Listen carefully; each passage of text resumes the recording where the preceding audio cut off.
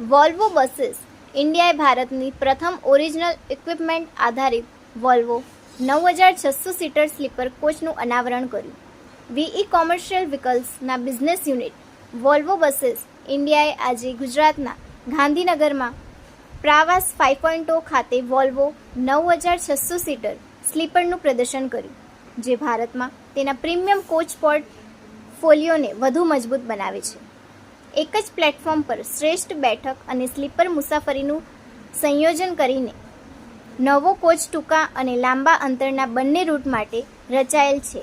તે ઓપરેટરોને વિવિધ મુસાફરી જરૂરિયાતોને પૂર્ણ કરવા સક્ષમ બનાવે છે, જ્યારે સમજદાર મુસાફરો 2 દાયકાથી વધુ સમયથી વોલ્વો બસો સાથે સંકળાયેલા પ્રીમિયમ मुसाफरी अनुभव प्रदान करे छे.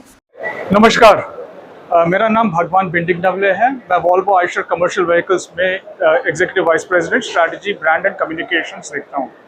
आज मुझे बड़ी खुशी है कि हम अहमदाबाद गुजरात में प्रवास 5.0 में उपस्थित हुए हैं.